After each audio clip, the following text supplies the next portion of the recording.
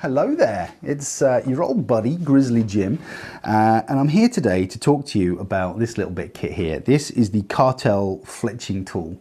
Now, I've been informed that this is one of the best-selling fletching jigs in the world. They make a hell of a lot of these. We buy a hell of a lot of them. There is, however, inherently a small issue when it comes to these, and that's it doesn't come with any instructions. So I thought I'd have a little look at this, talk you through what it does, some of the features of it. So when you get yours home and you open up, you're not completely confused, and hopefully I can help you through, and we'll get you fletching up some arrows. I'm not going to do any actual fletching today. We're going to do another little video at some point with some sort of fletching tips and tricks and whatnot, because it's something, as an archer, I think it's important to learn how to make your own arrows. I think it's incredibly important because it gives you ownership over your arrows. It makes them your arrows, and it gives you a little sense of accomplishment and whatnot. But yeah, so let's have a little look at this this bit of kit here. Now, I think for the money, this is a pretty good little jig. It's under £20, and for a metal construction jig, I think that's actually pretty good. It's fairly sturdy. It's going to get the job done. Yeah, it's not a Blitzenberger, but then again, you know, it's not costing, you know, £100 or whatever Blitzenbergers cost these days. But this, I think, it's going to do everything you want, especially when you sort of start out in your journey of making your own archery equipment. One of my favourite features of this jig, though, to be fair, if you might have noticed these two little grub screws here. Now, what this jig does more than a lot of other jigs on the market and in this sort of price range is it will allow you to fletch both 4-fletch and 3-fletch. Now, I know 4-fletch is pretty popular at the moment in the trad scene. A lot of people are shooting 4-fletch, which is absolutely fantastic. A lot of people are shooting 4-fletch in target nowadays as well. A lot of people are shooting 3-fletch. Again, part of the reason why I love archery, it's such a personal thing, and it's, you know, it's great that you can kind of look at it and discover your own way of doing it, and some people like 4, some people like 3, yeah, so we'll go into the benefits and whatnot of that in a video at a later date.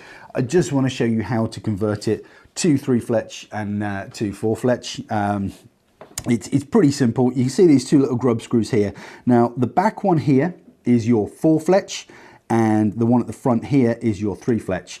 Now, I would highly recommend taking the one out that you don't want, because how it works is you've got, there are little dimples around the barrel, and you've got a little bearing that sits in those dimples as like an indicator. As you sort of click it round, it will locate and sit in those little dimples.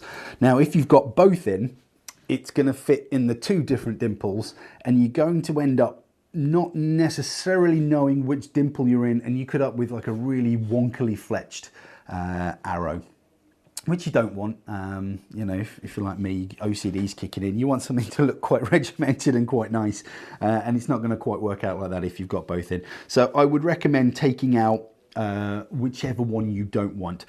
I'm going to set this up for 3-fletch right now. So what I'm going to do, I'm going to remove the back one, which I say is the 4-fletch configuration. So it's just a little grub screw. You get the little Allen keys in there with it. So you pop that little grub screw out, and what you'll find in there is a little spring and a little ball bearing, which I don't know if you can see those there. Tiny little things. So keep them somewhere safe, because you will lose them. I know I would. And I'm just saying, you know, you should probably keep those safe. If you keep them out, the good thing is you can use them as a spare if you ever take it apart for maintenance and you lose one of the springs or one of the bearings. So keep them in. You get little plastic bags that I think the Allen keys come in. So you could drop them in there, keep them in the box, and then you've got spares. So whichever one you decide to go with, take the other one out, and then it's going to be a little bit less confusing. So in there now is the 3-fletch configuration. So as you can see, it clicks around and it will stop in three different places along the barrel, and that's your 3-fletch configuration. Now, the other thing I would recommend doing with your jig, you could hear then it's ever so squeaky. It's straight out the box, yeah, it's a little bit grindy, it's metal on metal. So I would recommend taking out that grub screw, taking out the spring, taking out the bearing, and dropping a little bit of grease in there. This is just, I think this is air gun grease or something, but you can use any type of grease really. You only need the finest little amount, but you can put a little bit on a stick and just jam it in the hole, and that's just going to give you a nicer experience. It's going to be a little bit smoother. It's not going to be as grindy, and it's going to feel like a much more expensive jig with just a tiny little glob of grease in there. That's gonna help you out no end. So that's basically what that does. The two little screws there. So just to recap, the back screw is for 4 fletch. The front screw is for 3 fletch. Whichever one you decide to use, I would take the other one out and just keep those bits safe. And then you know when that indicates into the slot, you know it's going to be right. The next little thing on here is this little screw here. I would personally recommend you leave that where that is set for your knock. And basically what that does is, I don't know if you can see in there, there's like a little paddle.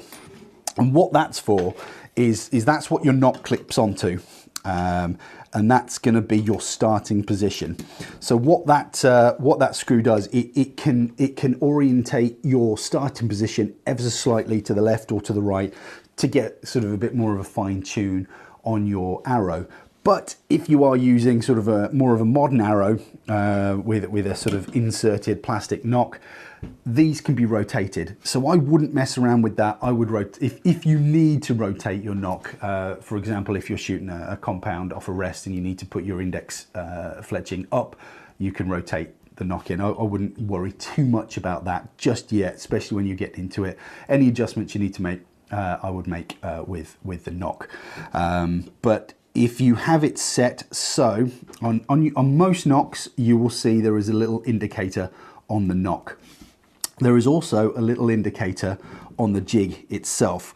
And if you clip the string onto the paddle in there, so you've got the little indicator on the knock lined up with the indicator on the jig, that is going to be your perfect position for your first fletching or feather. That's going to be where your index feather goes. That's a good place to start off with the index feather. So that's going to sit on the shaft nicely. It should be set up relatively well, but what you want to do is basically have this clamp on straight. Now you can have different types of clamp. You can get helical clamps which put like a nice helical twist and an offset on your arrow, but we're not going to worry about that just yet. All we're going to worry about is getting them on straight. You've got 2 little adjustments here if you need to make any fine adjustments for the offset of the arrow, but I would recommend, I mean, I personally love an extreme helical twist on my arrow. I think it looks awesome, makes them fly really nice. It does slow them down a little bit, but it's a personal thing, and like I say, archery is all about finding what works for you. But I would highly recommend, when first getting set up in archery, I would just work out where your arrows are going, and I would just put them on as straight as possible and not worry about anything too overly complicated. Just work on getting your shot right first and getting everything else like that will fall into place eventually. But yeah, you can make slight adjustments by using the other Allen key in there to adjust these 2 screws here. You don't have to unscrew them very far. You just have to back them off just a little bit, and then you've got some adjustment in that clamp just to get it sitting nice and central on the shaft. Like I say, you can use it, you can put an offset on this, but we'll go into offsets and things at a later date. I just want to show you what all the different bits do. So all these screws do here is basically just create an offset, but try and keep everything nice and as straight as possible. That it should be set relatively square, straight out of the box, nice and straight, but you can do a little bit of tweaking just to get that nice and straight. And then the only other bit of adjustment there is that you need to worry about is on the clamp. You can see there is a sort of a little screw here.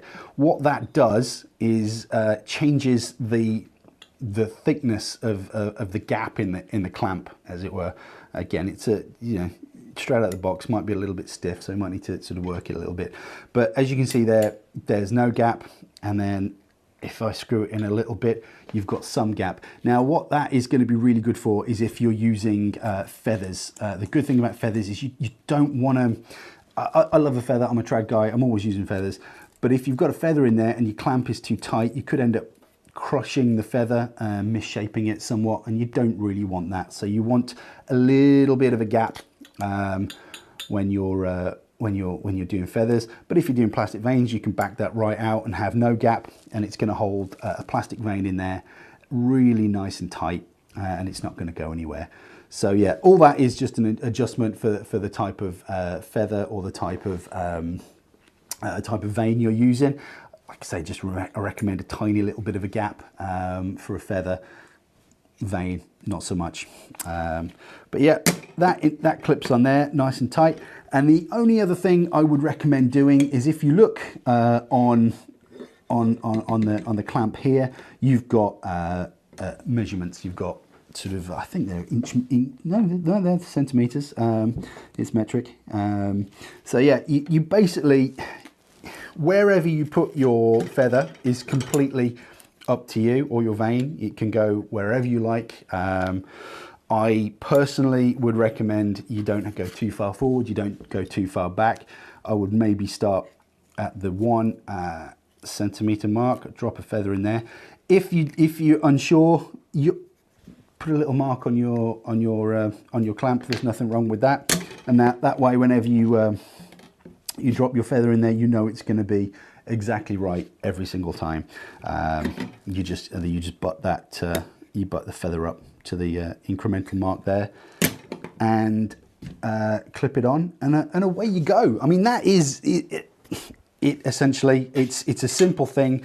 But if you don't know what all the little screws do, I imagine it could be quite confusing, sort of opening up a box and having no instructions. But it's a simple tool, and once you get used to using it, it's going to be it's nice and easy to use. You're going to be able to make some nice arrows. You're going to make them the way that you want them. You can have a lot of fun with it. Like I say, you've got the option to do 4-fletch if you like, which is kind of popular right now. You can do your basic kind of 3-fletch, which is what I quite like. You can go absolutely bonkers. You could do a 6 if you like, you know, for making flu-flus or whatever you want. I'll show you how to make kind of flu arrows and whatnot in the future. It's a lot of fun making your own arrows. I really do enjoy making arrows. It's, like I say, it puts your stamp on the arrow. It makes it your arrow. It makes it your thing. You can do what you want with it. It's you know, it's the sky's the limit. You can, you know, make them as weird or as wonderful as you like. But in order to do that, you've got to have a fletching jig, and something like this, very simple, very cost effective, sturdy, easy to use.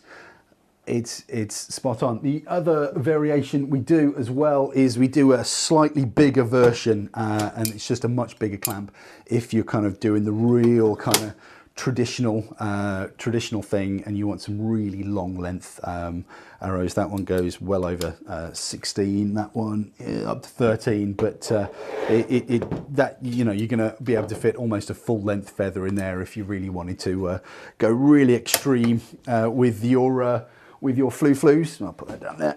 But that is the Cartel Fletching tool.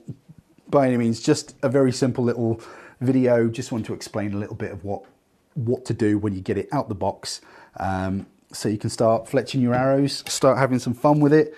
And yeah, I hope you found that useful. Anyway, you take care, shoot straight, and I shall see you on the internet. Bye-bye.